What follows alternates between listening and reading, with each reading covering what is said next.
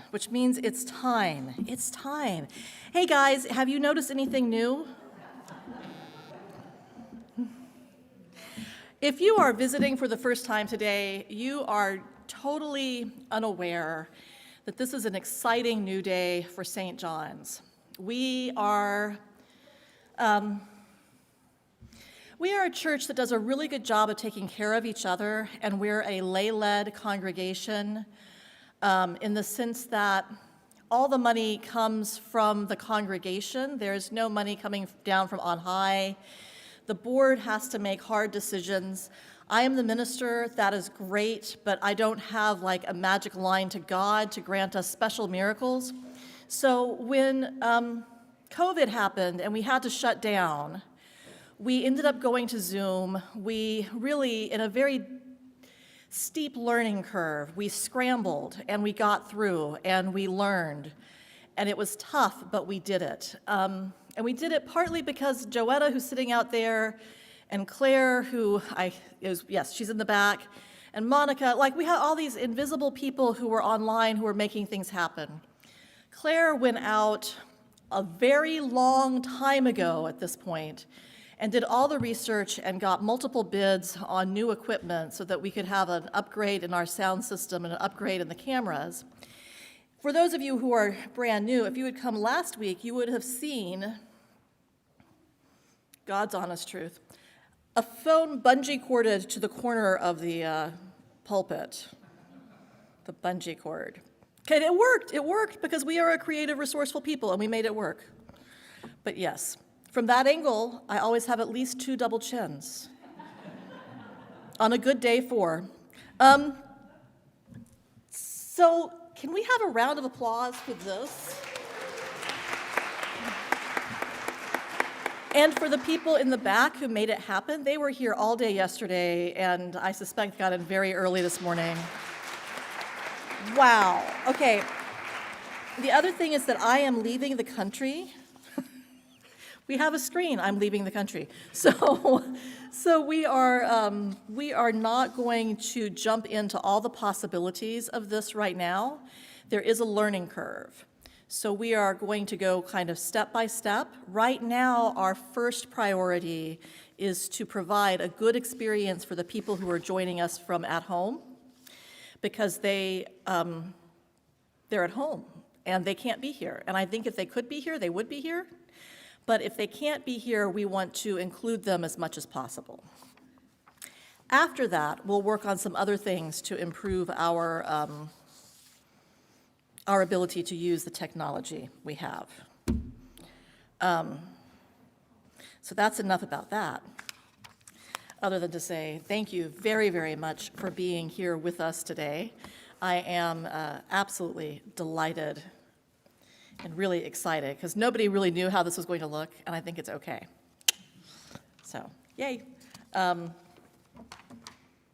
would like to invite Roberto to light our chalice, and I would invite you to join in the chalice lighting words. We light this chalice to celebrate Unitarian Universalism. This is the church of the open mind. This is the church of the helping hands.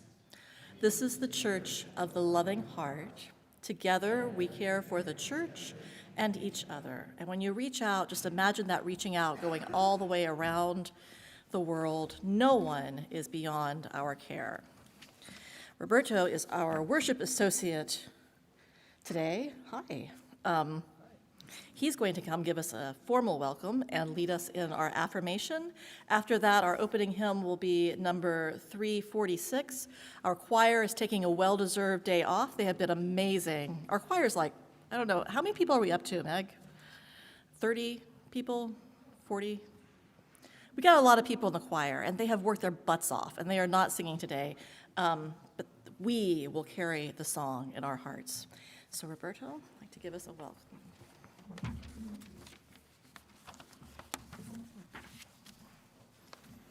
Good morning. Welcome to St. John's Unitarian Universalist Church. We are a church in the free tradition where all are welcome, no matter age or gender or race or political affiliation. We are a congregation where we know what that we do not need to think alike to love others. My name is Roberto, and I am the worship associate for today. This is my first time. Reverend Mitra is our minister, and Rob Thacker, our music director. If you have come with heavy burdens, here is a place where you may set them down or find help shouldering the weight. If you have come with joy, we will celebrate with you, and when there is sorrow in your life, we will mourn with you. Whoever you are, wherever you are in your faith journey, you are welcome here. If you are a new visitor, we invite you to stop by the welcome desk in the lobby and fill out an orange card if you would like more information. If you have been coming for a while and are curious about membership, Pat Brown or any of our greeters will be happy to help you.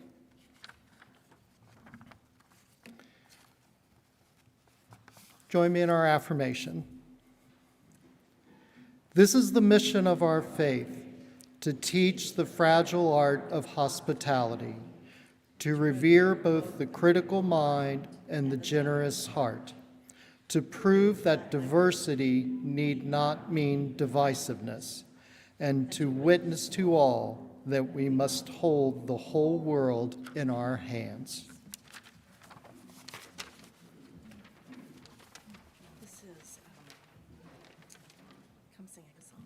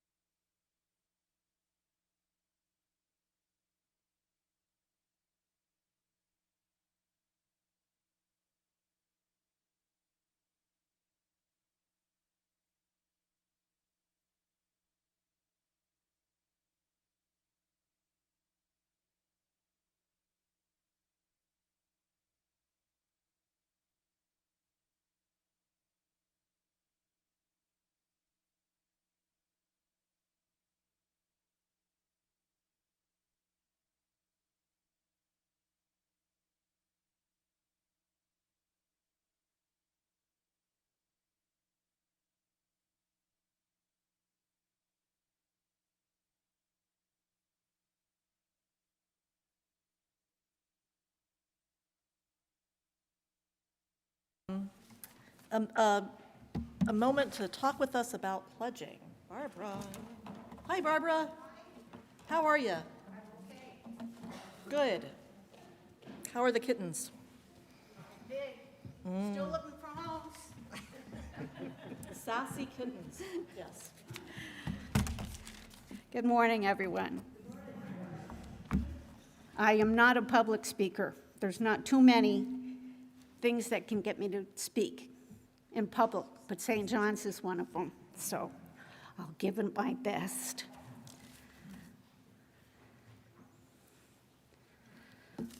I've been asked to give our pledge moment today, and we have heard from several other members over the last few weeks. They have talked about the importance of being able to have a realistic budget to carry on the work that we do here. They have talked about how much St. John's has meant to them and to their family. And that was why that they were moved to commit their time, their talent, and yes, their treasure to St. John's.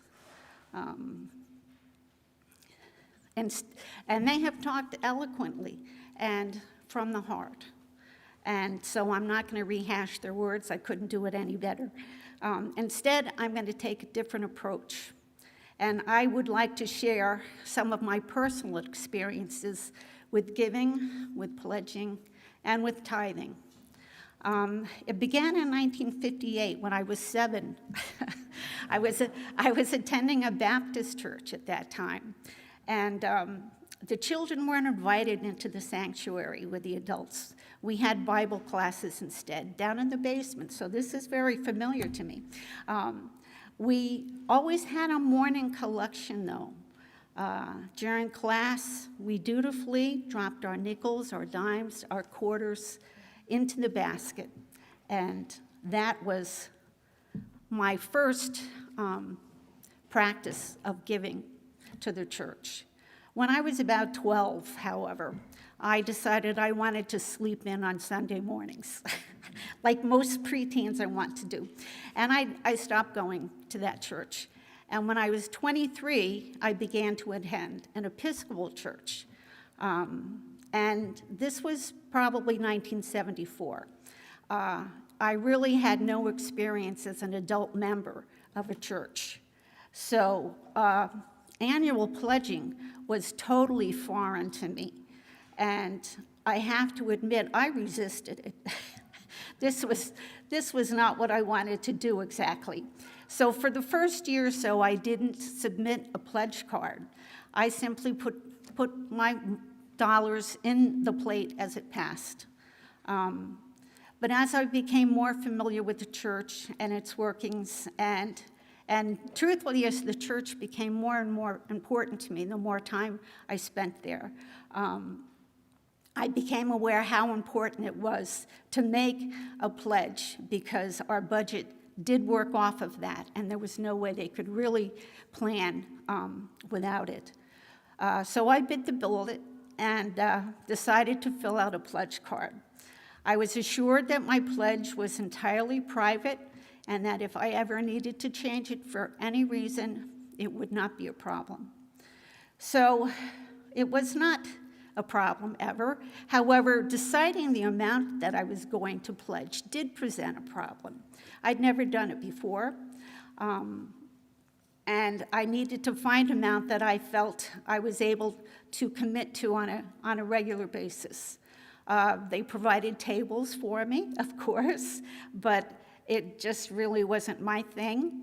And so I decided that I would just look at my spending and decide how much money I might have that was discretionary, if you will, how much I spent just on me. And boy, was I amazed when I stopped and looked at how much money I spent on myself. I bought 3 newspapers a day. This was back when people still read newspapers. And one of them I only bought for the crossword puzzle and for the comics. So, and I really thought, I really need to buy lunch 2 or 3 times a week. I can brown bag it more often. There were certainly ways that I could come up with money. And so I finally decided how I would come up with a figure. And don't laugh at this, because it might sound silly or capricious or whatever, but I decided that I would spend the amount of money that I spent as a member of a bowling team. This is the 70s. Bowling was really big, and it was something I did just for me. It was purely recreational. And I surely could find enough money to give to the church if I could find that once a week for me. So that amounted to $2 a week to rent my shoes, and $6 went to the league. So $8 a week it was. My first pledge card was filled out, and it was $8.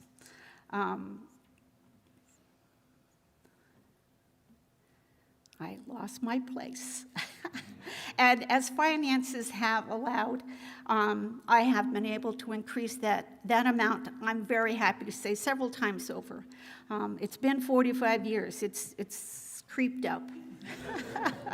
So important is my commitment to St. John's that my home budget now includes a line that the pledge for St. John's is included in. And when I'm making major purchases, I frequently consider how they may impact my ability to support the things that I want to. For instance, I'm already mindful of the capital fundraising that we're going to need eventually for St. John's. And I'm planning accordingly already.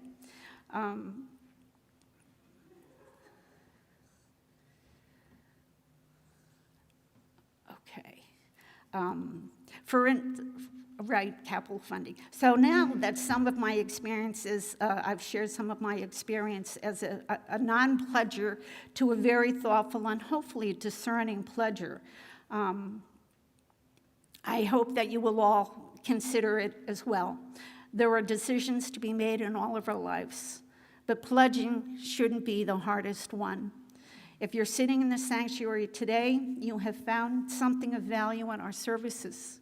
Please help continue the good work that St. John's does, and consider making a first pledge, or if possible, increasing your current pledge. Thank you very much, and Joetta, who is leading our campaign, is here today, and she'll be out in Henley later. If you have any questions for her, she'd be very happy to answer them. Thank you so much. Barbara, can you just not everybody knows you. Can you tell them how long it takes you to drive from home to church? Oh, I live in Adams County, in Peebles to be exact, and it takes me at least an hour and a half to get here. And if I stop and get something at McDonald's on the way, it's an hour and 45 minutes. So I do this as often as I can, and I make it most of the time.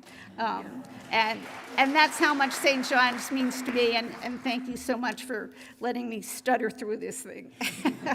You are wonderful, thank you. Thank you.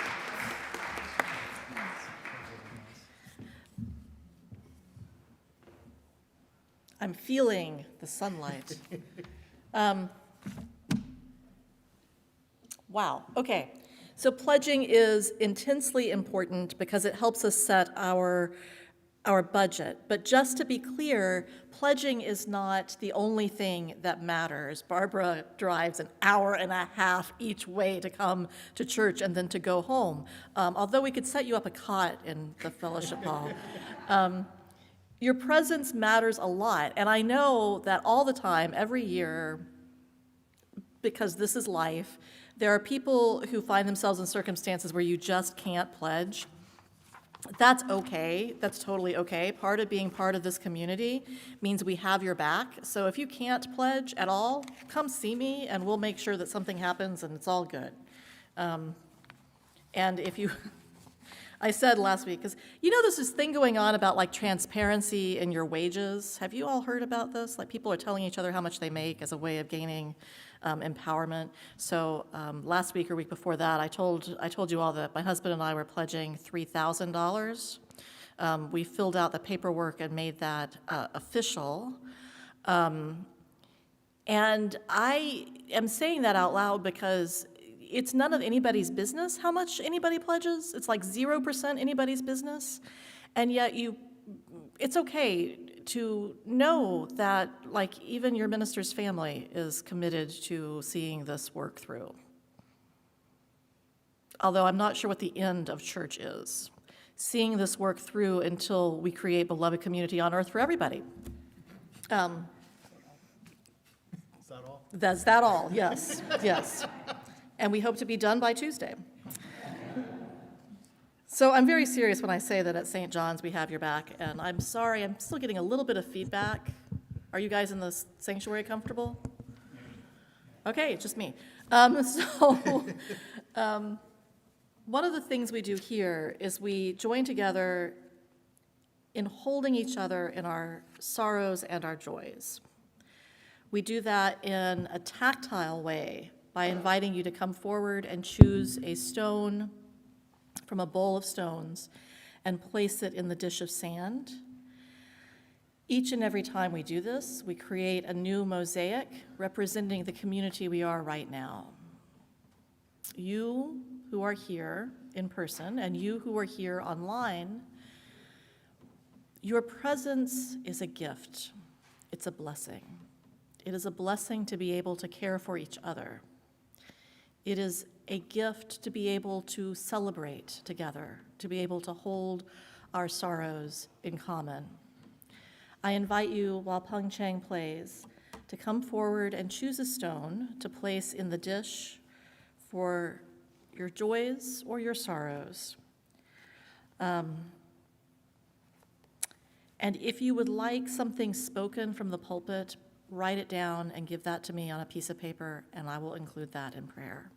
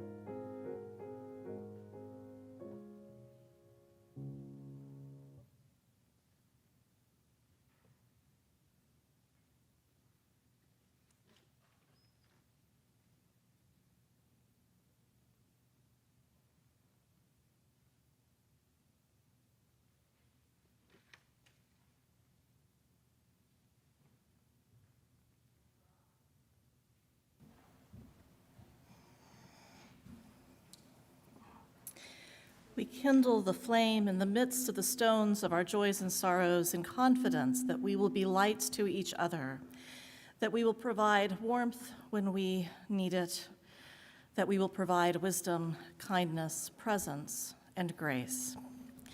Will you join me in an attitude of prayer? Holy One of blessing, we name your presence with us, in us, and among us. We know that the world is sometimes beset with chaos and suffering. We know that wars rage and people are hurt and hurting. We know that, as the poet said, it's not in bombs that lies the glory, but in what's broken on the field. We pray for all the fighters, all the soldiers, all those tempted, coerced, all of those who believe they have no choice but violence. We pray that peace might prevail. We pray for the refugees, the ones sifting through the ruins of their houses. We pray for the communities who are seeking each other's faces. We pray for the world.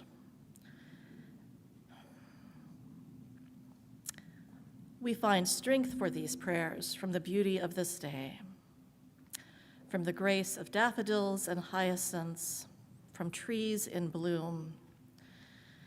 We are grateful for those with whom we share our lives, for the people, for the cats, for the dogs, for the children, for our elders.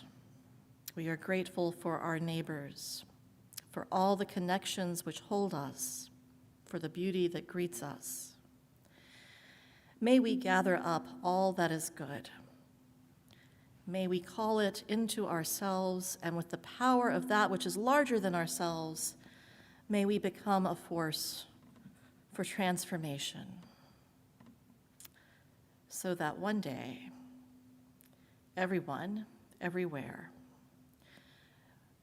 will be able to appreciate the flowers in bloom, the shade of the tree, the warmth of the sun, without fear of violence or want or suffering. So may it be. Amen.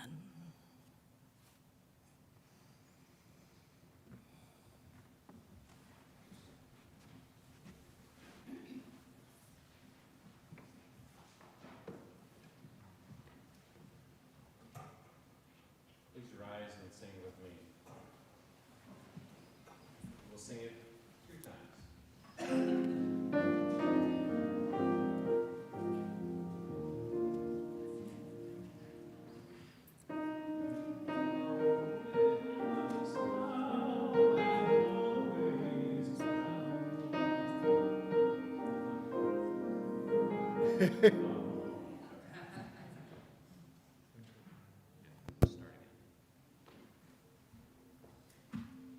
We'll try it again. Thank you.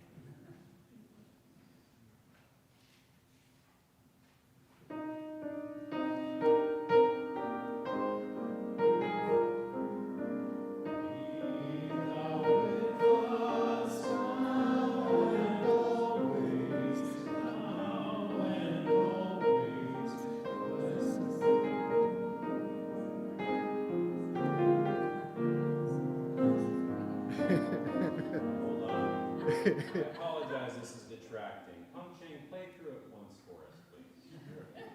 And then we will sing it with a spirit of prayer. I apologize.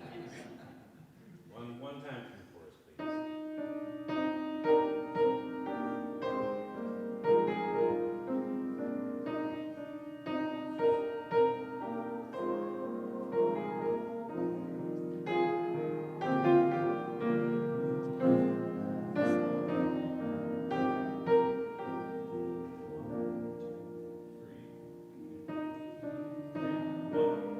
Hold on. Keep going.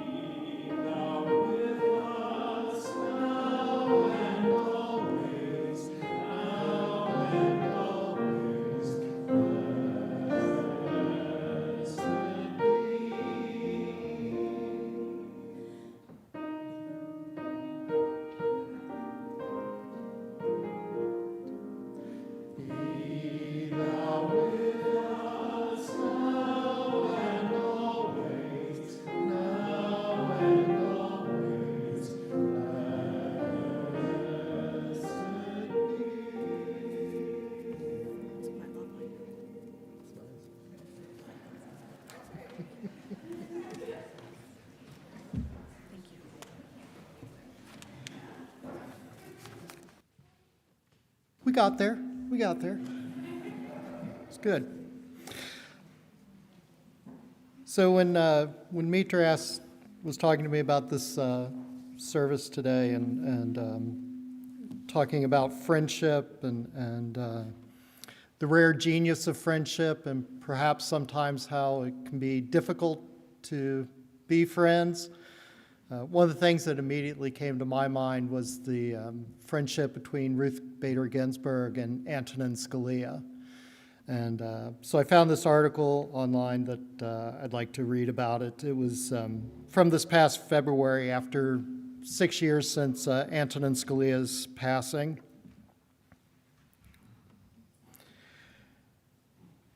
The justices eventually came to represent two branches of the Supreme Court.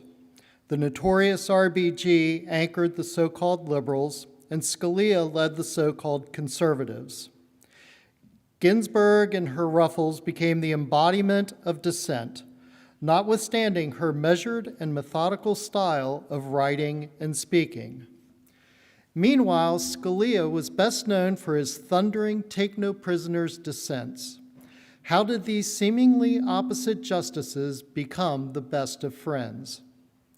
Their mutual devotion to the Constitution, while built on different interpretations, helped them form a mutual respect that would extend far beyond the courtroom.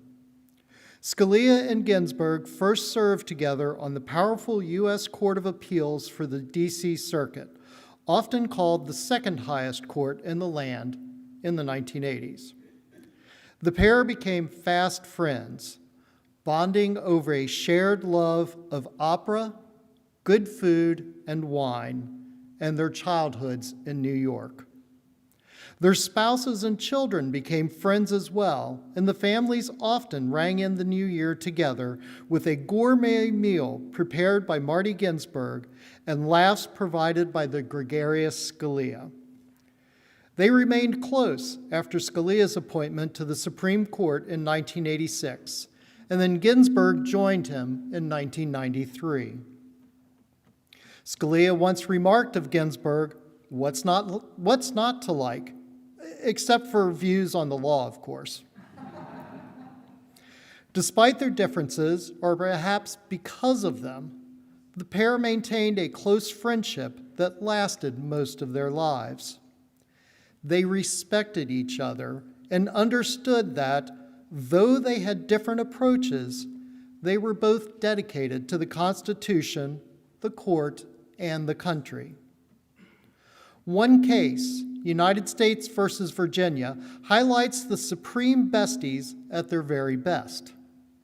Ginsburg wrote the majority opinion, holding that a state university's exclusion of women violated the Constitution's guarantee of equal protection. This case was the culmination of Ginsburg's earlier work as an advocate, seeking to topple laws based on sex stereotypes that ultimately harmed women. Scalia dissented, but he shared a draft of his very spicy and searing dissent, as Ginsburg later called it, with his BFF, a habit that went back to their days serving together on the D.C. Circuit.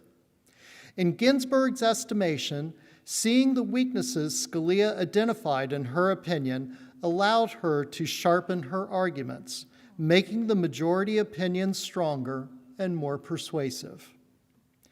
In nearly 40 years of working together, Scalia and Ginsburg traded barbs in their opinions quite a few times, but they knew how to debate and attack ideas rather than individuals, and took their disagreements in stride. That's an important legacy and something we should all strive for, particularly at a time when American society is becoming increasingly polarized. In The Essential Scalia, Judge Jeffrey Sutton, a former law clerk to Scalia, recalled a visit to Scalia's chambers. The justice mentioned he had 24 roses to deliver to Ginsburg for her birthday, a tradition that went back many years. Sutton remarked, What good have all these roses done for you? Name one 5-4 case of any significance where you got Justice Ginsburg's vote. Scalia replied, some things are more important than votes. Respect, civility, and friendship are indeed more important than votes. In remembrance of these two titans of the law, look for ways to cultivate respectful debate in your life. Break out of your echo chamber and look for the Ginsburg to your Scalia.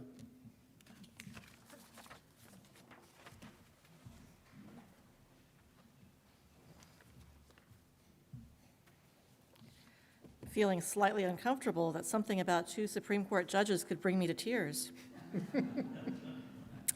It's time to take up an offering to sustain the good works of this church. Let this be a place where we share roses, where we care for each other, where we challenge each other, where we support each other. Please give as you are willing and able. Thank you.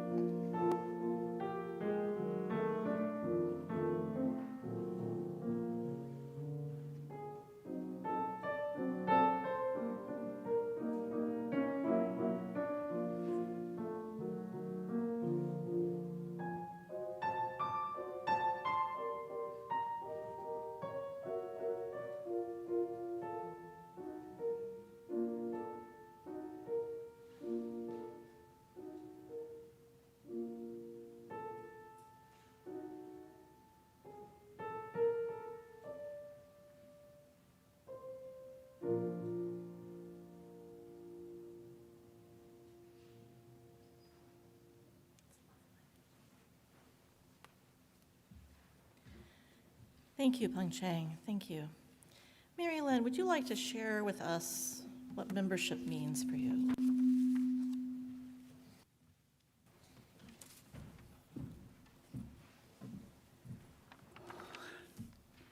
Hello. I'm Mary Lynn Schuster. And I was asked to share about my path to St. John's and why membership is important to me. I first came to St. John's in 2009, along with many other people of German-Irish descent in Cincinnati. I was baptized and raised Catholic. I got married in a Catholic church. My husband and I baptized our children Catholic. And I did not really think about or question the faith I was raised in very much at all. And honestly, questioning wasn't really encouraged. The very few memories I have as a child of asking why about any issue of faith at all was met with a very baffling, harsh, and stern rebuke from my parents, as if I had said a bad word. You just don't question faith. But as I got older, more and more of what I said I believed just didn't make sense. It didn't match what I could see of the world. As I started paying attention to the words that I was saying out loud every Sunday, the Catholic profession of faith, every week I could bring myself to say less and less of it out loud. I didn't believe it. And after our 2 kids came along, I got more and more uncomfortable with our participation in our church and in teaching my children that this was the only truth. I could no longer hold back that tide of questions for myself. So I went on a years-long search. It was about 10 years. My husband, Roger, was baffled but supportive. We made a deal. He would take over all Catholic religious formation for our children, since it was important to him, and I would do what I needed to do, as long as I said nothing about my doubts to the children or undermined his religious teaching of them. So I searched. Everything I read or found that tried to answer the questions first of the Catholic Church and then of God for me raised more questions. I met with our Catholic priest twice. I was at the Billy Graham Crusade at Paul Brown Stadium in 2002, along with 35,000 other people. I went to different scriptures and study groups. I was in the Unity Church for a while. I read apologetics of all kinds, trying to find a version of God and faith that could make sense to me.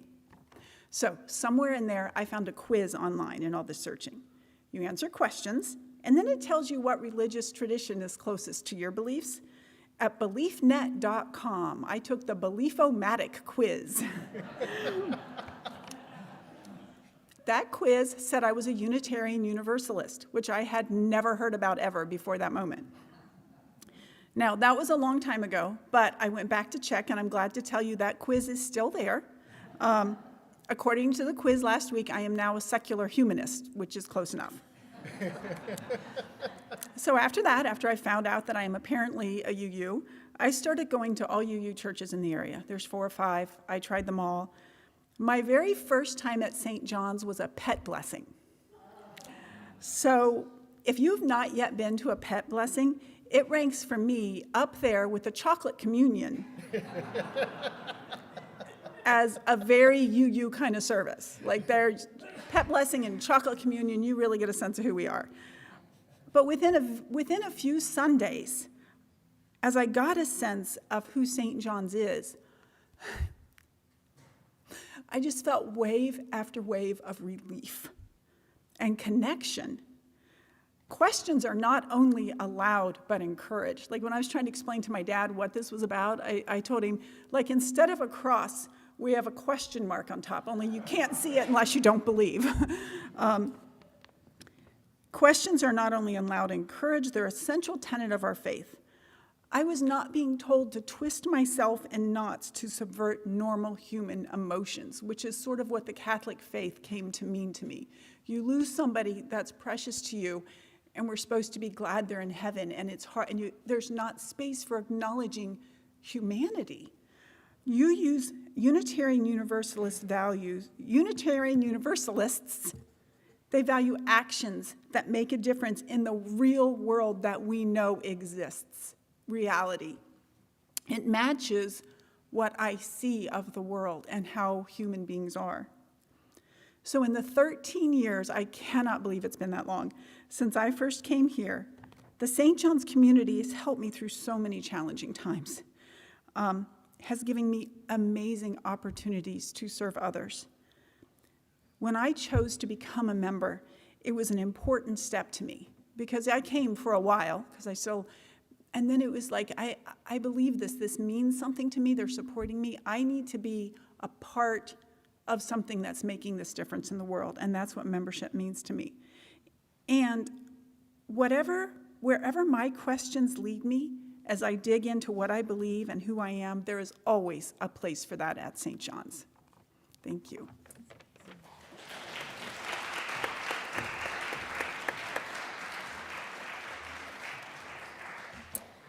Thank you, Mary Lynn.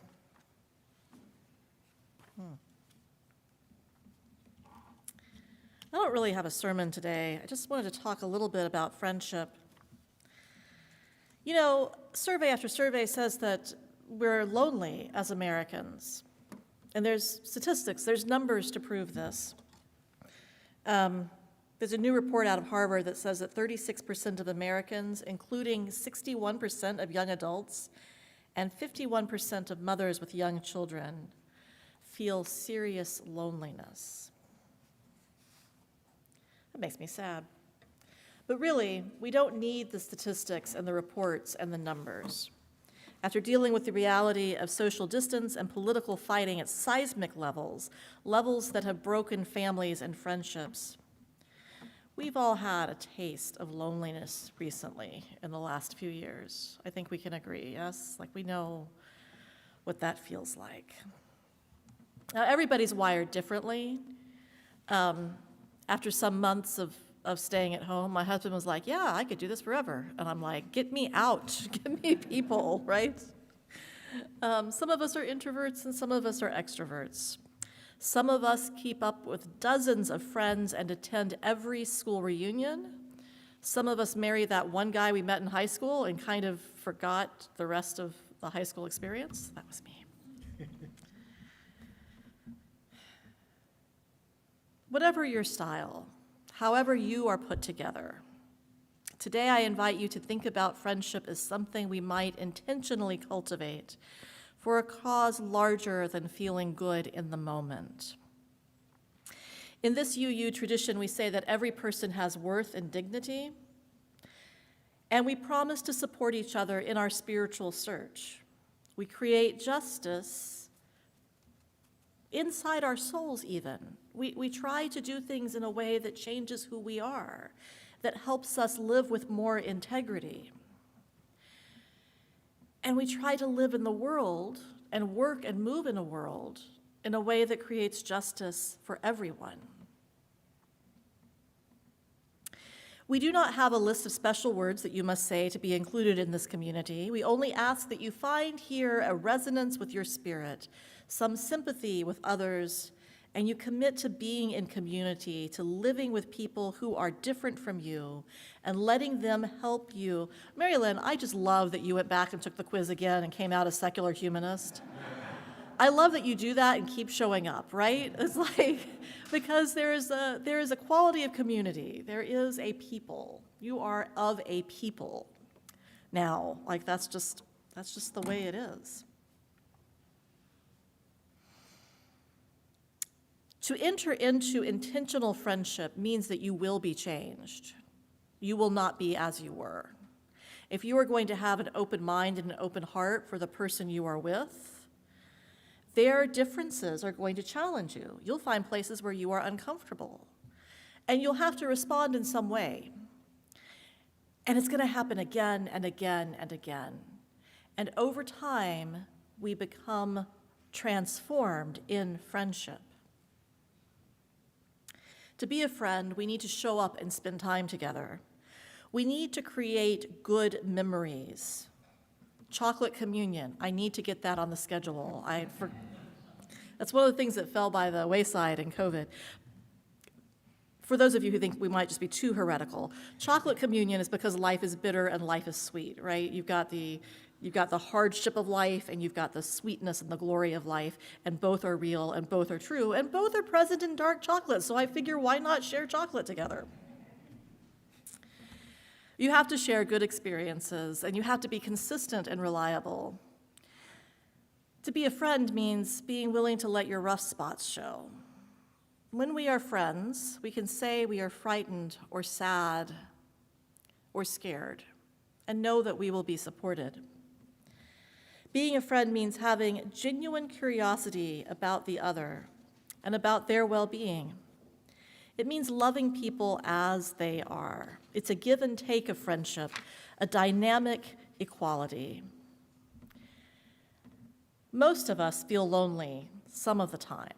So if you are among the everyone who feels lonely at some point in time, I invite you into new places to meet new people, to practice consistent care and the sharing of good experiences, and maybe even being open to some vulnerability. Church can be a place of friendship making because it's in our church DNA, and it's understood that none of us are whole. I don't have all the answers. If any of you think you have all the answers, come see me, we can talk. None of us are whole, and all of us are holy. What a magical place to be in. That means that when we meet and greet each other, when we find those places of connection across our differences, we come closer to wholeness. Here you will see people on Sunday, but you will get to know them better if you attend something like Evensong on Wednesdays. Hi, Arcus. You will get to know them better if you attend the chalice circles. The sign up for that is always in the fall. Auction is coming back after having been gone for COVID. Come to the auction, sign up for a dinner, get to know people in their own home, find ways to be together.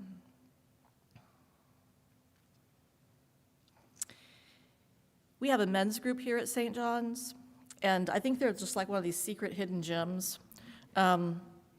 Everybody thinks it's a group of men who get together and they have a meal and they discuss something.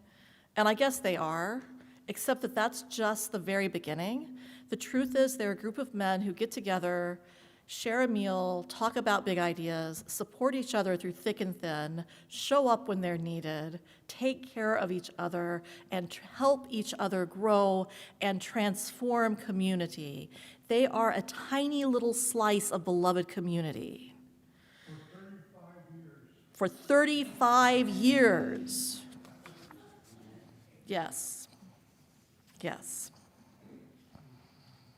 That's the kind of thing that can happen around here, and it happens often, and it happens because people show up intentionally with consistency and care, and knowing that making friends with people who are different from you, by the way, everybody who's not you is different from you,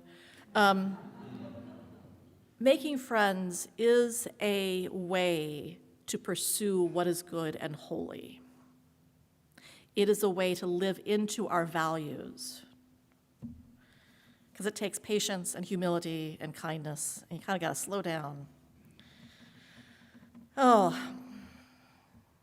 actually, the very idea for this sermon came from a book written by James Hillman, who was a leader in the men's movement in the 1990s. I kind of really love these writers who wrote for the men's movement. They are kind of cool. And you laugh only because you know me. Yeah, you wouldn't think to look at me that I'm like men's movement all the way, but they were pretty cool. James Hillman wrote this idea that every person has a genius all their own. And when we cultivate that genius, when we live into it, we are blessing the world. And he said that some geniuses are flashy and showy and rewarded on the public stage, and some geniuses are quieter and softer. And he talks about the genius of friendship and says, if this is your genius, don't sell it short. Lean into it. Be a friend. Patrick says that we've had 35 years of the men's group here. That's excellent. For nearly as long, the community of St. John's has been partnered, has been friends to a community in the Transylvanian region of Romania.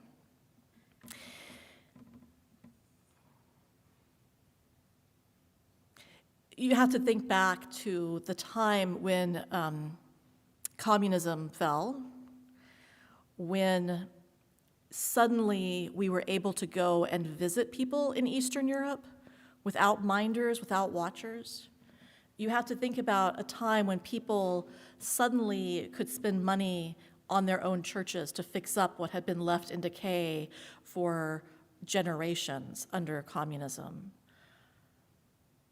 All of a sudden, we who are Unitarian Universalists in America had a chance to go and be with people who were Unitarian in Romania and to break bread with them and to sit with them. And there are big language barriers because there are big language barriers, and we made it through. And remember, when this happened, there was no internet. It was that thing where you would like write on a piece of paper and drop it in a box, and then you would just hope it got somewhere. Every time I go to Romania, I send myself a postcard. I haven't gotten one yet. It's an act of faith and hope. Our friendship, this most recent incarnation of the Partner Church program, began with faith and hope. We had so many things that kept us apart: the distance, the language, the culture. They are Unitarian in that classic sense of believing in Jesus as an ethical teacher and following the teachings of Jesus. And we are Unitarian Universalists in the sense that, hey, secular humanists, woohoo. And that makes perfect sense. We have atheists, we have irrelevantists, we have Buddhists, we have the odd Muslim. We have a whole bunch of different people here in our congregation. They are using scripture every week. It is a different culture, and that's okay. They practice communion with bread. Although last time I was there, we did do a chocolate communion. When we first started this relationship, this friendship, a lot of it, to be frank, was about money, because the way that the communists work is that they just cut off any ability for people who were not them to get or do anything. So the church was in very bad repair. So we put more money into repairing their church for a number of years than we did into repairing ours. We're about ready to correct that. But we had to do that. That was part of friendship, was bringing that to the table. In more recent years, as we've undergone this racial reckoning in the United States, we have asked ourselves, how does colonialism and white saviorism and some other things play into the dynamics? And we are looking for ways to make it about more than money. That's what we say. But the truth is, we've always known it's about more than money. It's about having the chance to sing together and dance together and play together. It's about having those conversations through a translator that are nonetheless so important. It's about being genuinely welcome to worship at someone else's church. The power of this friendship has been transformational for us and for them. There's one more thing I want to mention, and that is something about how we might be transformed, how I always hope that we will be transformed in relationship with them. To understand the Unitarians in Transylvania is to understand that they are ethnically Hungarians. They speak a different language than the dominant culture. And they have a different, our friends there are Unitarians, so they have a different religion than the dominant culture.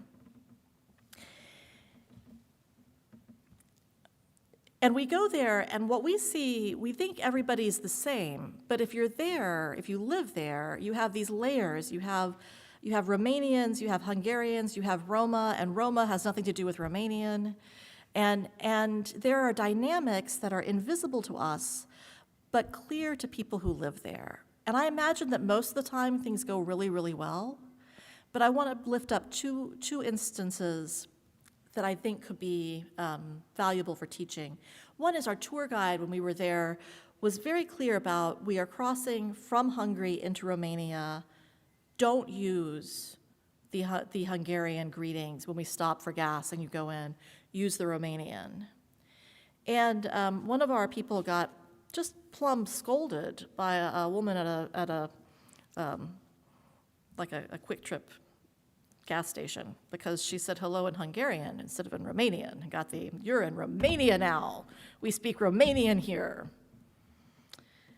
I loved it so much that after I got back that first time, I convinced my husband and children to go, and one day they will forgive me for that. As we were leaving, we're in line at the airport at some inappropriately early hour, and we're talking with this very, very, very, very nice man behind us who is returning to New York, where he is working as a doctor. He's from Romania, that's his hometown. We're chatting, it's a lovely conversation, and he says, well, where have you been? And my husband says, oh, we were in Nărad St. Laszlo, which is the Hungarian name. It also has a Romanian name, but I honestly don't remember that one.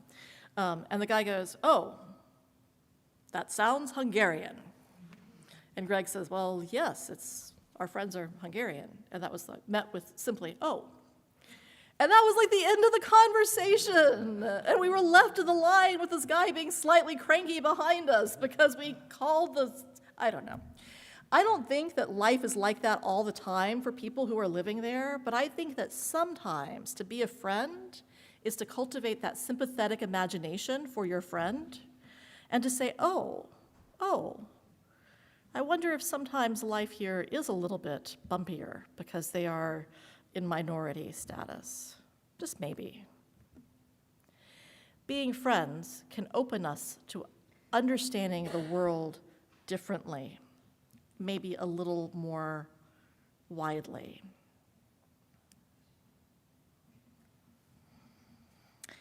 One of the things I want to do, Edie Holder and I are leaving tomorrow at 2 something to go visit our friends in Romania.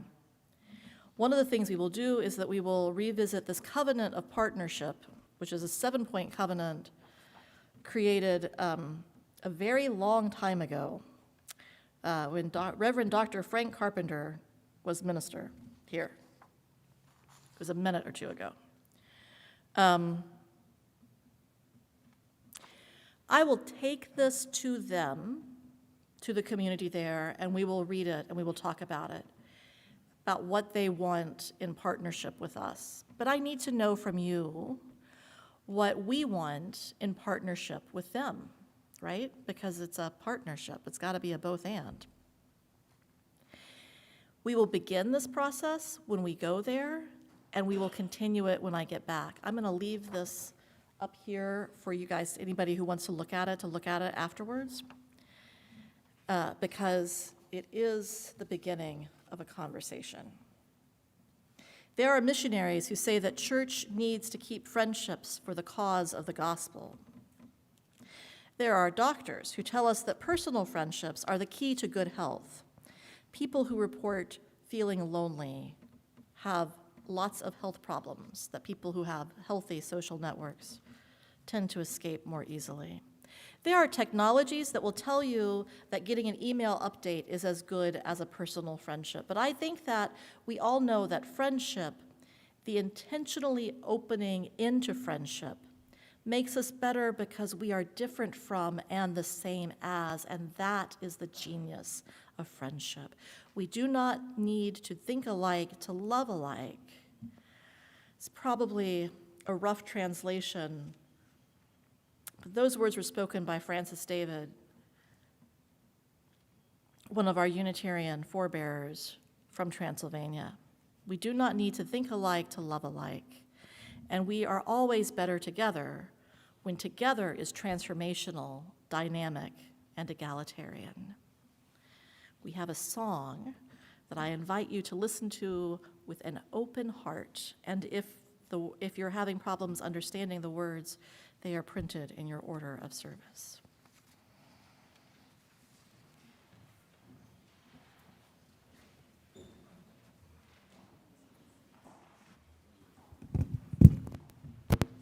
Check. Check. Check.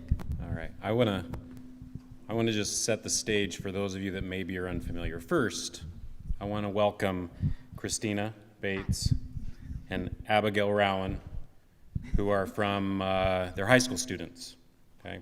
They go to the School for Creative and Performing Arts. And the song that they're going to sing for you is from a musical called Wicked. If you're not familiar with the musical, it's a musical about 2 witches in Oz, Elphaba and Glinda, right? Which one of you is singing Glinda, the Good Witch of the North, right? And Elphaba, the Wicked Witch of the West, though she didn't put on the green makeup today.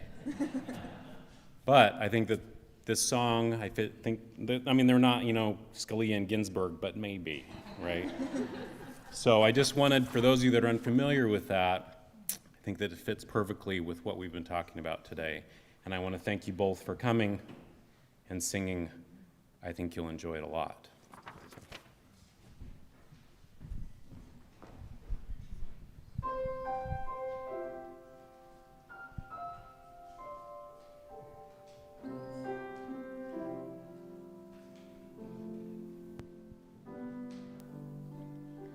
I've heard it said that people come into our lives for a reason, bringing something we must learn, and we are led to those who help us most to grow if we let them, and we help them in return. Well, I don't know if I believe that's true, but I know I'm who I am today because I knew you. Like a comet pulled from orbit as it passes a sun, like a stream that meets a boulder halfway through the wood.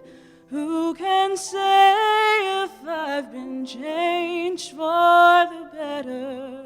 But because I knew you, I have been changed for good. It well may be that we will never meet again in this lifetime. So let me say before we part, so much of me is learned from what I learned from you. You'll be with me like a handprint on my heart. And know whatever way our stories end, I know you have rewritten mine by being my friend. Like a ship blown from its mooring, from a wind out of sea, like a seed dropped by a skybird halfway through the wood. Who can say if I've been changed for the better? But because I knew you, because I knew you, I have been changed for good. And just to clear the air, I ask forgiveness for the things I've done you blame me for. But then I guess we know there's blame to share, and none of it seems to matter anymore. Like a comet pulled from orbit as it passes the sun, from a wind out of sea, like a stream that meets a boulder, like a seed dropped by a skybird in the wood. Who can say if I've been changed for the better? I do believe I have been changed for the better. And because I knew you, because I knew you, because I knew you, I have unchanged.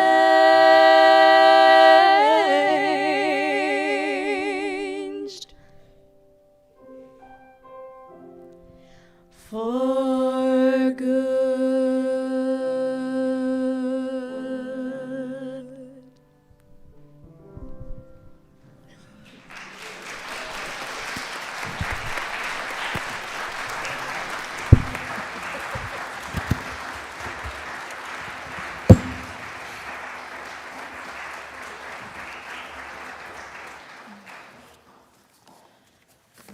That was perfect. Thank you. Thank you immensely.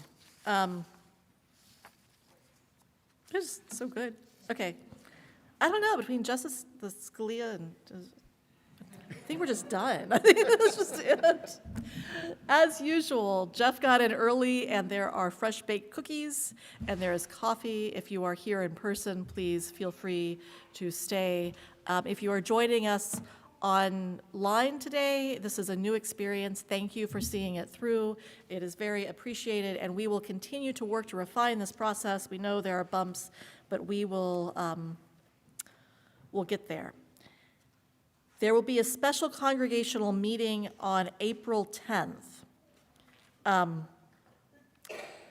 Because our very beautiful, very decorative front wall needs a little love, or a lot of love, and the congregation has to figure out how to make that happen. And I would say that if you've been coming and you are thinking about membership, but you haven't joined the church yet, the last day to sign the book so that you can vote in our annual meeting is the 5th, so that's coming up real fast. So see Pat if you would like to have your voting rights restored at St. John's. And finally, just a big, giant thank you to Monica and Claire and Kip and Roberto and Joetta and everybody who showed up and worked oh so very, very, very, very hard to make this new system come alive.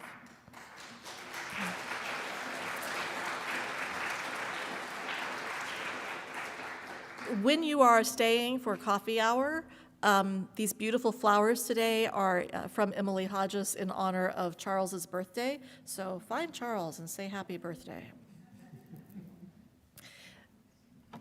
Yes, yes, this Charles here.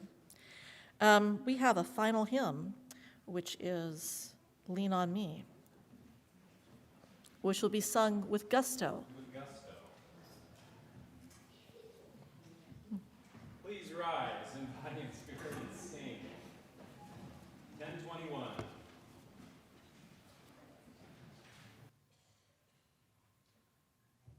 All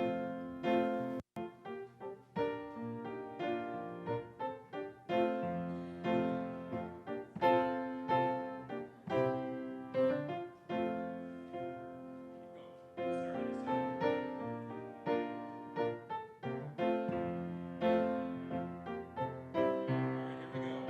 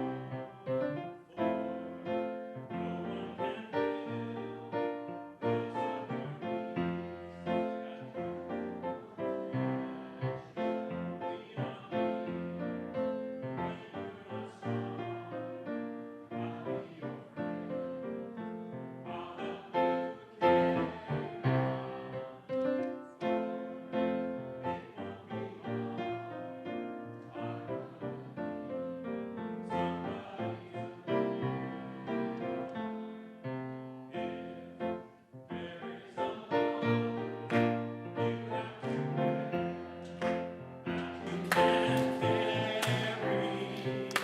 I'm right up the road.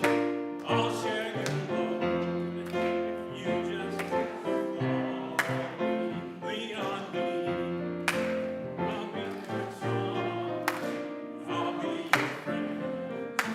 I'll help you carry on. For it won't be long. I'm gonna need somebody to lean on. Just call on me, brother, when you need a hand. I'll need somebody. Wow! Problem that you understand. We all need somebody to lean on.